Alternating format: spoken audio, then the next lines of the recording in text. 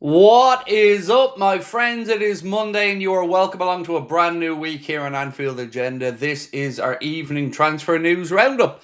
Over the course of this video, we're going to try and not focus on the Florian Wirtz situation because we're all just anxiously awaiting him to be on a plane over for the medical. And as soon as we've got the public confirmation on that, we'll let you know. For what it's worth, I did receive a message about 85, 90 minutes ago telling me things were sorted, but we're going to have to wait for the here we go official from Ornstein or Fabrizio Romano to calm down everybody on this. Until then, we're going to focus on Darwin Núñez and his future, a little bit on Milos Kerkez and perhaps how that deal is inching closer. We're going to be speaking about a bit of surgery for one of our players at the end of last season that only became clear today.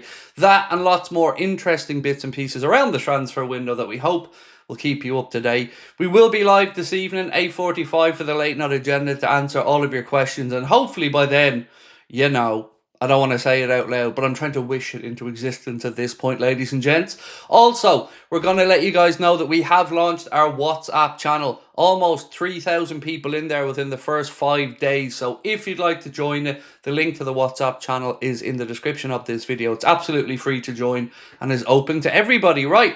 Let's start off with a conversation around Darwin Núñez, and there's been a mixed response today about whether Al Hilal are actually going to turn their attention to him or not after missing out on Victor Osimhen, but we think things are trending towards a genuine interest. So let's start off with Foot Mercado, who said, Al Hilal talks ongoing with Darwin Núñez camp and Victor Gyökeres. Now, I don't think he's going to want to move at this stage of his career to the Saudi Pro League. Gyökeres, I mean. I'm going to go out on the limb and say there's a chance he could end up at Barcelona in a year's time after Robert Lewandowski. Moving on to Joe Gomez now, and by the way, we have more on Darwin Núñez, but we're doing this chronologically as that's the easiest way for us to go through it. 8 Premier League clubs are closely keeping an eye on the Joe Gomez situation, like we mentioned previously. Clubs including Newcastle, Aston Villa, Everton, West Ham, Bournemouth, and Leeds United and Burnley, as well as Sunderland, all showing interest. Liverpool's price tag, £25 million.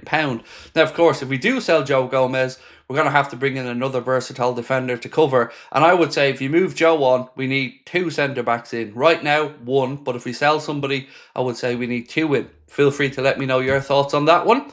Back onto Darwin Núñez. This piece here from Santi_J_FM said, Darwin Núñez is open to joining Al Hilal. First contact established in the recent hours with his entourage.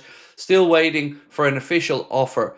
And I hope that offer comes in soon. I really do. Because it will allow us then to kick on into the market and start to look towards the striker situation. We do have a little bit on Hugo Ekitike in a moment. But for now, this piece here said, Liverpool and Leverkusen have come significantly closer in the past few days for the transfer of Florian Wirtz. Again, like I mentioned, it's just those add-ons and the structure. I don't know why it's taken this long. But like I mentioned, I did get a message about 90 minutes ago now that, well, filled me full of hope for today. Let's just say that. Right, let's move on. A little bit from our new signing now. Armin Petchy, the new goalkeeper that we brought in from Hungary. This piece here said, we chose Liverpool because they outlined a professional plan that we can identify with, and Armin is a very intelligent, patient and ambitious player. He went on to say, we have long believed that Armin is one of the most valuable goalkeepers in the world in his age group, and Liverpool recognise this, which is why we are very happy about that. The moment of change has come in his career to change and take the next step in his life. He had several options to choose from, and I think he made the right decision. I hope he has as well, because he definitely looks like a huge talent. Now, a big update here from The Guardian on Milos Kerkez.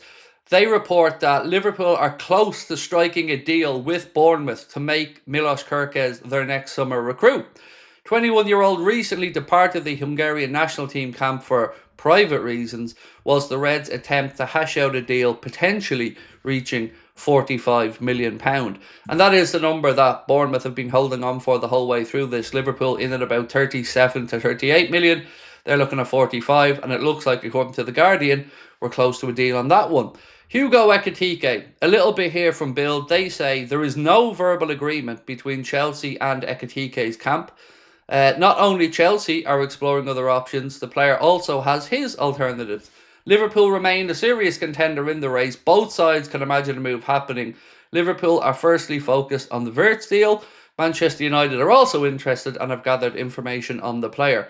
There's no way I'm having it that United have €100 million to throw away him if they still want to get Mbeumo, having already signed Cunha. But keep an eye on that Mbeumo situation, as I mentioned, because with Thomas Frank looking like he could be going to Spurs, he might try to hijack that deal. Right, Empire of the Cop have said, and quote Andy Hunter of The Guardian here, there will be several exits at Liverpool this summer, but don't worry, the reason behind the several exits sounds pretty good to me, to help fund a statement of intent in the summer transfer market. Yes, that'll do. I'll take that. Statement of intent, you say? Let's start with getting Florian Wirtz done and then bringing a top-notch striker. And that's a statement of intent for me. So, as we mentioned, Stefan Bajcetic underwent surgery at the end of last season, according to this report. And there's a picture of Stefan on crutches. Of course, I don't know what the surgery was. You would imagine if he's on crutches, stating the obvious here, but it's probably something to do with his leg. So we'll wait and see on that one and here when we can have Stefan back. Hopefully he is available for pre-season, because this is going to be a big summer for him at the club. Arne going to want to see if he can trust in him to be the backup to Ryan Gravenberch, or if Liverpool need to dip their toes in the transfer market. Now, the latest story developing on Darwin Núñez comes from Rudy Galletti, and he said that Al Hilal's interest in Darwin Núñez isn't new. As reported in late April on Team Talk, early exploratory contacts were already made. He said now the Saudi club have reignited the push for the Liverpool striker. He goes on to finish that more to follow.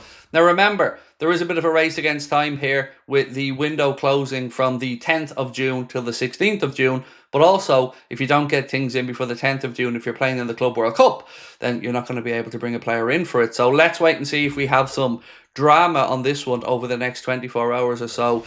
It does look like it'll be between him and Victor Gyökeres. I can't speak to Gyökeres' camp, but Darwin Núñez, I hope, will be departing Liverpool this summer. And I don't say that out of malice towards the player. I say that because we need another striker, and Liverpool have to fund it by bringing in some money for Darwin Núñez and putting some money on top of it. So, ladies and gentlemen, that is where we're currently at. Remember, the WhatsApp group. Thank you to everyone that's joined it so far. We'd love you to be in there. We're going to give you all the updates right throughout the summer, and any bits of breaking news will be in there first before we record a video. So, if you haven't, take a look in the description of this video. You'll see the link to the WhatsApp group there, and hope you can join it. Tonight, I'm hoping beyond hope, ladies and gentlemen, that tonight is the night we party, we celebrate.